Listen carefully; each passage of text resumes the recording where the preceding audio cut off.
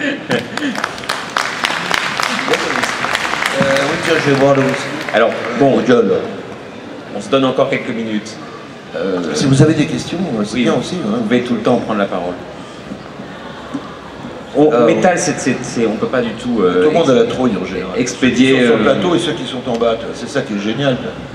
On peut pas expédier Métal en une minute, on peut juste rappeler que ça a été... Métal, donc on l'a dit tout à l'heure. La plus belle revue du monde. Ce qui était, oui, mais c'était aussi...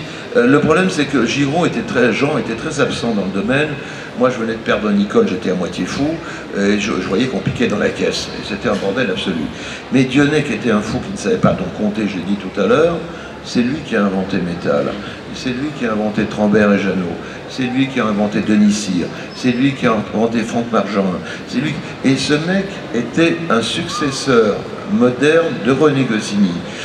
C'est-à-dire, quand un rédacteur en chef, comme m'a dit René Goscinny quand j'ai démarré, je ne comprends pas très bien ce que vous faites, mais je sens qu'il y a une qualité dans ce travail.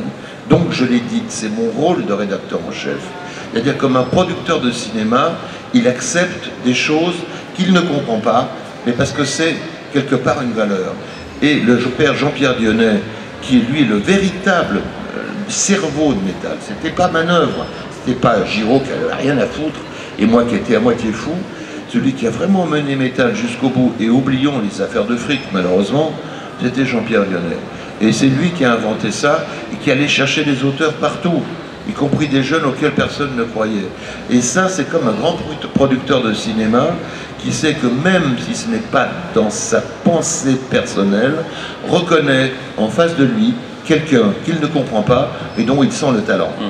Et donc Goscinny, Dionnet, pour moi, sont les deux plus grands rédacteurs en chef du monde de la bande dessinée moderne. Je suis d'accord. Voilà, très bien.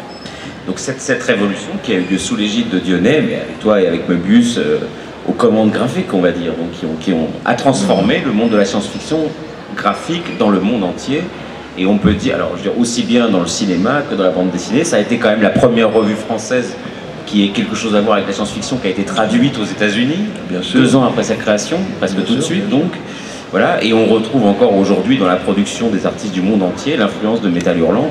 Il y a eu d'autres influences depuis, mais elle a été réellement déterminante et on peut dire qu'elle a fait entrer l'ASF, l'art graphique de l'ASF, dans sa forme contemporaine. On est encore sur ce phénomène-là. Pour conclure, parce que c'est dans ta carrière, ça nous mène à 75-80, il s'est passé beaucoup de choses depuis.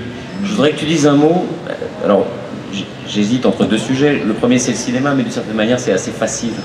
J'aimerais que tu dises pourquoi, à partir de 80, tu as un désir de renouer avec le classicisme ou éventuellement de le vitrioler, c'est-à-dire de faire Salammbô, de faire Flaubert. Ah, l'enfoiré.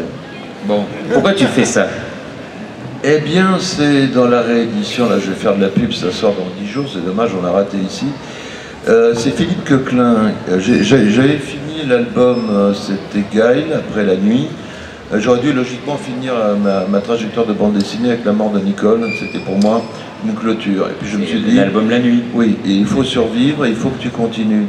Et il m'a dit, attaque-toi, vous le verrez dans la réédition, parce qu'on remet la préface. Et cet enfoiré de Philippe Coquelin, qui est mort, en plus ce con, qui a l'idée de mourir, enfin bon, ça arrive, me dit, mais tu devrais t'attaquer à Salammbô. Et on avait un déjeuner tous les mois, bon je fais vite, c'est des anecdotes à la con, et puis au bout d'un an et demi, je me dis, bon ok, je vais acheter, allez, je suis allé, comment dire, au Boulevard Saint-Germain, un livre de poche, et j'ai acheté Salammbô. Et j'ai compris qu'il avait raison. L'album Salammbô, le livre est un bouquin d'heroic fantasy. Flaubert a écrit quelque chose qui est évidemment dans le pays de Proust, qui est le nôtre. On préfère Madame Bovary ou Bouvard et Pécuchet, et on trouve que Salammbô c'est un peu, alors que c'est un roman absolument d'une modernité totale, et je me suis lancé là-dedans. Et je l'ai fait pendant 7 ans. J'ai mis 7 ans à faire ces 3 albums. Je faisais d'autres choses entre-temps, bien entendu.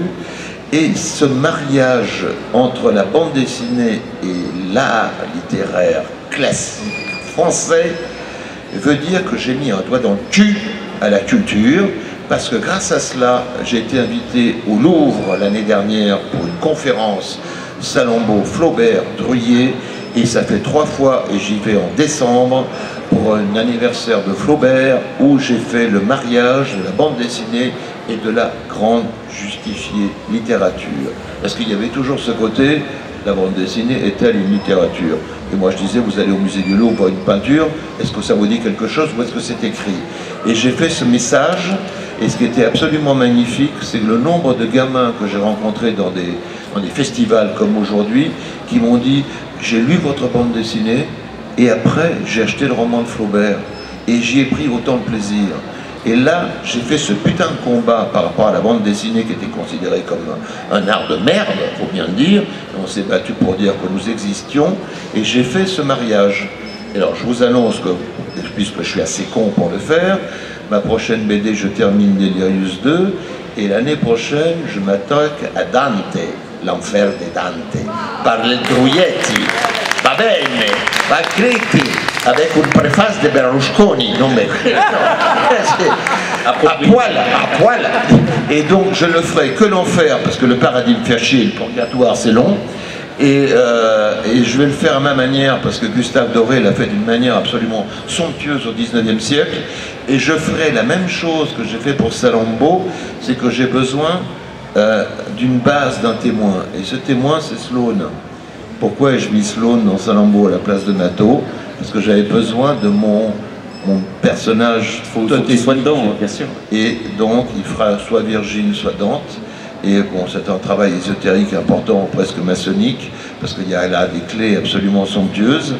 Et je suis assez dingue pour m'attaquer à ça. Donc voilà, quoi.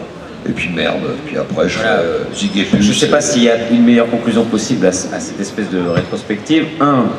Deux choses.